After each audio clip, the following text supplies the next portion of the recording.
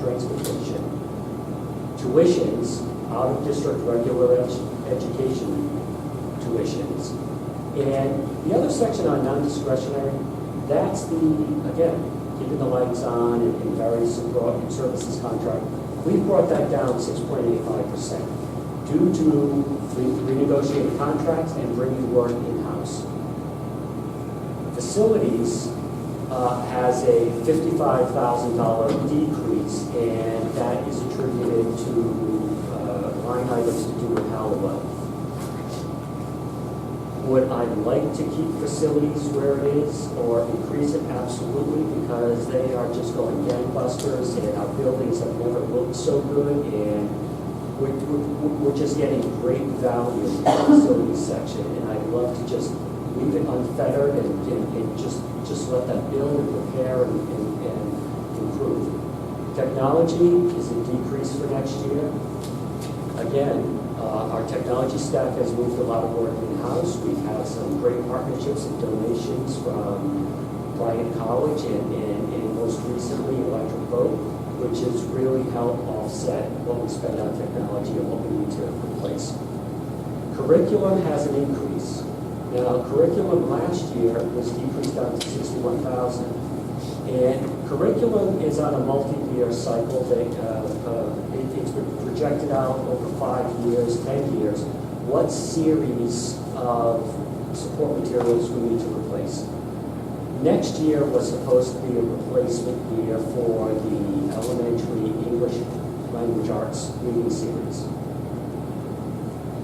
Again, to keep the budget down, we did not do all the grade levels as anticipated, and we narrowed it down to just several grade levels.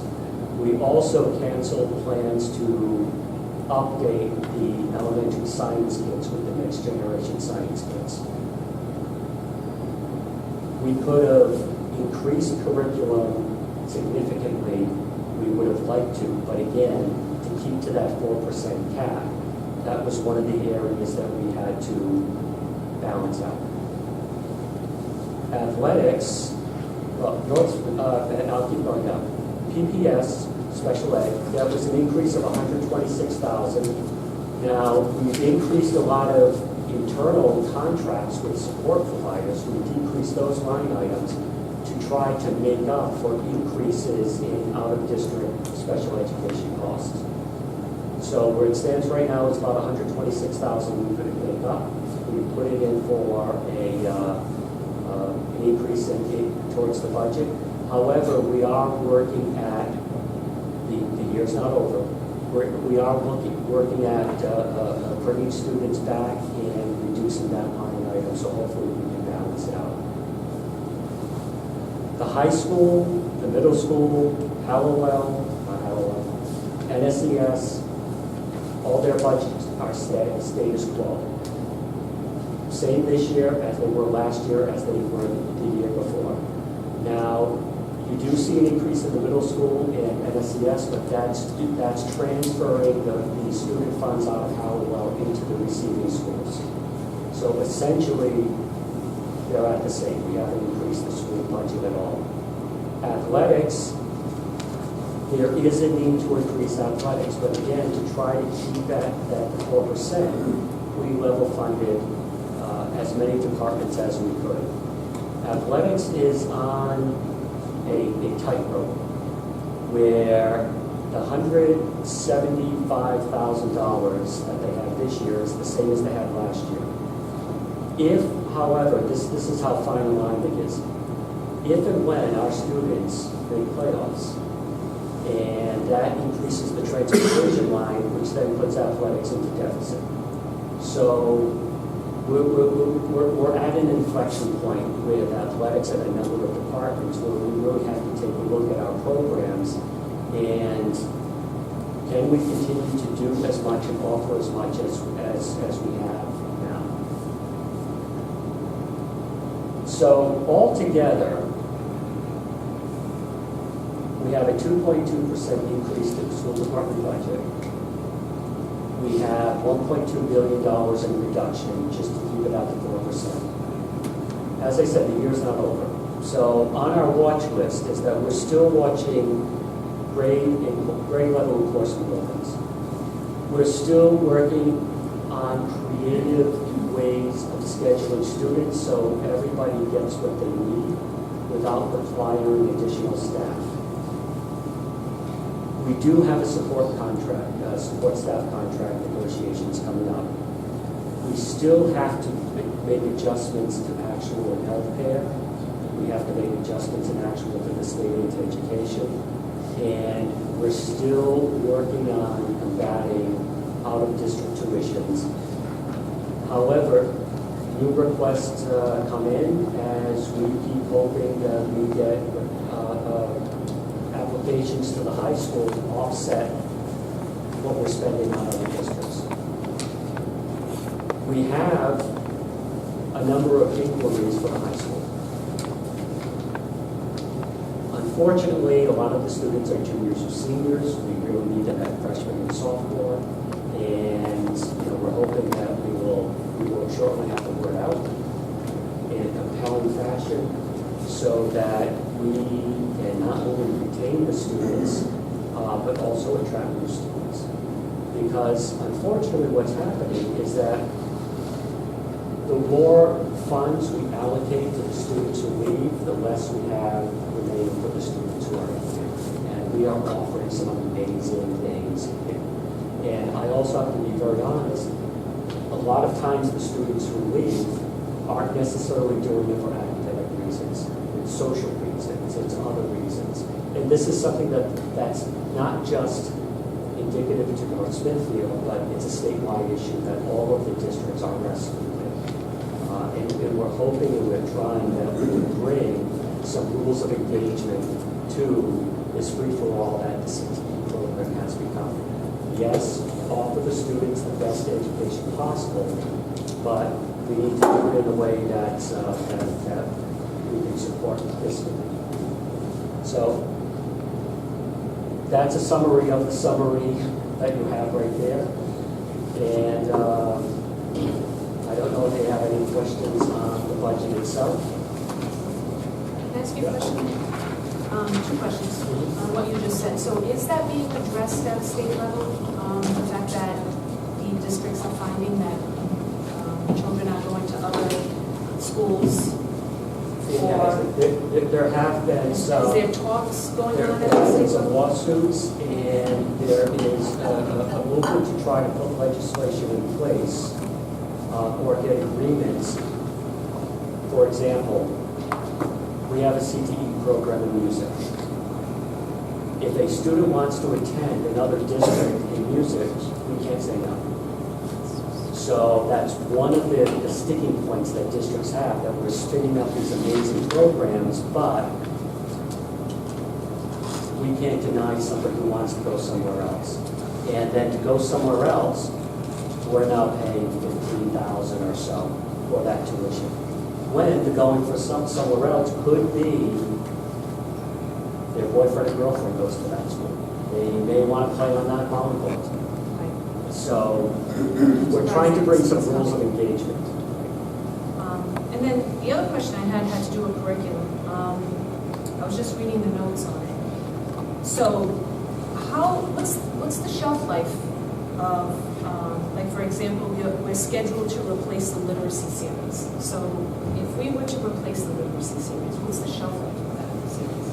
I mean, our old one was 12 years, but I'd say, on average. I mean, 10 years. It's absolutely not 10 years.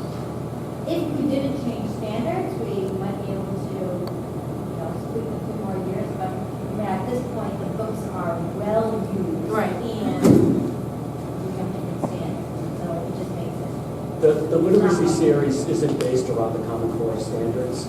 So we're looking at a series that is based around the Common Core standards. What's keeping it viable beyond its expiration date is that Claire, the teachers, they've created a lot of supplemental material to keep it viable. But the curriculum itself doesn't cover the same standards that we use. I was just curious as to how long a series, say, lasts us. I'd say, it should last within 10 years. Okay. Now, the science kits, I would think those are a yearly thing, correct? So we do have a purchase where we own the kit, and year we then pay to have it refurbished.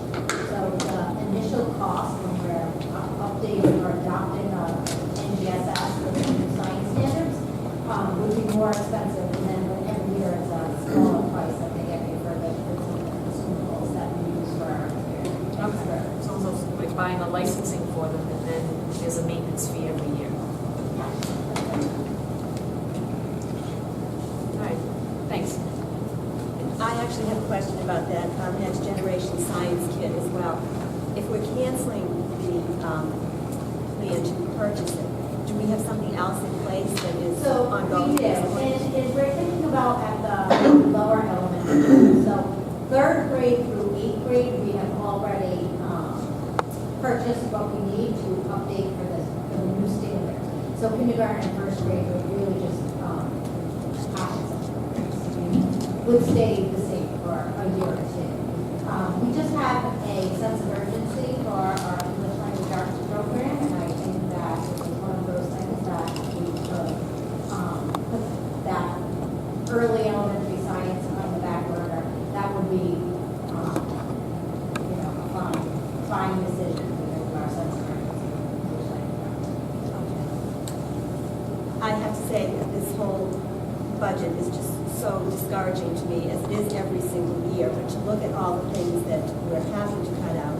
And I had one question about denying the administration's request for the reading specialist and the math specialist particularly. That was for an extra person that doesn't touch what we have in place right Correct. now? Yeah, I'm looking to retain who we have, Okay. but unfortunately, I don't think we're at the point where we can expand it. Even though we're going through everything that we discussed in our last meeting as far as the test results and wanting to, I know that's what's so discouraging about the whole thing. Thank you. So I just have a couple of questions. So superintendent on page 7, on page 7, if you recall, in the budget committee, I requested, and I understand that this might have been confusing at the time, that it says local town appropriations, but I asked that it be actually a percentage of the town budget as well. We looked at that and weren't comfortable making that estimate because there are a lot of moving parts to the town budget that we don't necessarily have the entire picture, and didn't want to put something in writing that could then, be seen as misleading. I think it was a little more complicated, because we looked at comparing just the local appropriation portion, and it made the numbers almost look inflated. So we said, well, our whole budget is in their budget, so let's compare our whole budget percentage-wise to their whole budget. And then it started to do the same thing that our chart did. When we got lower, the numbers became negative, and we didn't want to give people the wrong impression because we are asking for 4%. So the negative numbers almost made it skewed and made it look like we were asking for less when we really weren't. But I think, and maybe I'm incorrect, but what's 4%? Whatever you're asking for, what percentage of the budget is it? The town budget? Percentage of So 4% is a certain number. right. What percentage of the town budget is that? So we did do that. Okay. But when you're comparing it to the town budget, our entire budget is included in it. I'm just asking, so you got a number of 4%. It's, I don't know, Just the 1.2 appropriation million. portion, that's just one revenue stream. All of our revenue streams are included in that budget. So what I'm trying to differentiate is that although we say we're asking for 4%, it's confusing that the town might say, oh, they're asking for a 4% tax increase to fund them. That's not correct. And I'm trying to show the difference there, and I have heard it, just so you know. So I want to try to say, no, this is not 4% of the overall budget. It's, I'm going to say 2%, it's, approximately 2%. So I'm just trying to show that difference. Maybe you can give me the numbers off the cuff, and when we go before the budget committee, I can try to explain that. And again, it's an approximate, maybe I can try to do the calculation, I don't know. But that's something that I just wanted to raise, so we can move on. It's probably 1.something percent. Yeah, it's a little less. It's like 1.7% or so in that area, but we don't have the hard number to put on paper. But it is certainly worth maybe contacting Cynthia and just kind of get a general. So for example, the 4% local appropriation from the town is only a 2%, slightly over 2% school department budget. But overall, it may be about 1.7% of the overall town budget. Right. And so you'll... So our 4% appropriation isn't a 4% increase. Exactly. It's a 1 point something percent On the increase. tax, when we get a tax bill. Isn't that? It might say a percentage, but it doesn't say, but it doesn't say what the percentage increase is and all that stuff. And plus, we're going budget. Taxes come out at a different time. No, I know that. So I want to try to provide as much information to the budget committee and the town council so that it's not confusing for everyone. That's all. So we can work on that. That was just an issue. The second thing is, if you can explain, obviously I believe we understand it, but the public may not. Why is there a school department budget increase of 2.1%, but we're going to the town for 4%? I mean, I can answer that, but I mean, do you want to explain that? Because that might be confusing to the public. Right, because it's not including, we have other sources of revenue, state aid to education, facility rentals, grants, Title I, Title II, Title III, special ed IDEA. We have federal grants and other sources of revenue. So we're just looking at the town portion of that. Right. So one of the major items is the state aid to education has decreased $224,048. So therefore, for us to keep a level budget, technically we have to go to the town Right. for $224.48. Right. $224,048. And there are- Well, I'm just trying to explain it to the public so that although it's an increase, it's not an increase to our budget. So that keeps us level. And that, I mean, obviously, that's important for us to explain to the public as well. Right, and the federal funds that we have access to are very descriptive on how they're used. We cannot use federal or state money to supplant local, things that need to be funded locally. Just something, and then we go to page 5.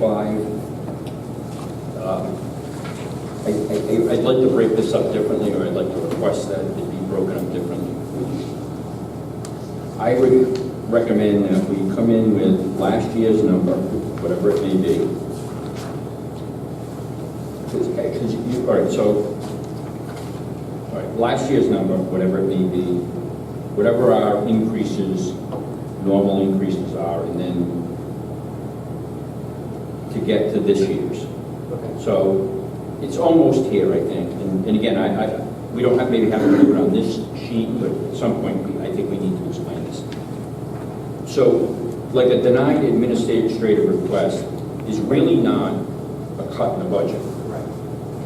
So I think that this could be an issue from the budget committee standpoint, because I think that they're going to say, well, time out. Now, I absolutely want to address this to say, these are the things that we feel we need Right. that we can't fund. But I don't want to put it in where it seems that we're making a cut. And I had different versions of this table set up, which stripped out, which separated things like that. But then I got to curriculum, and curriculum has an increase in the budget because curriculum, for curriculum, we had, we were gonna increase 100,000, but we dialed back to 50. Whether it's 100,000 or 50,000, it wasn't in last year's budget that we cut. So that increase on the curriculum line was the same as an increase for a position that was requested and denied. So across across all these categories, it started to get murky. I mean, I could go through and very clearly put this section was cut from the budget. These were the requests that were denied, and tried to separate that into two very distinct tables.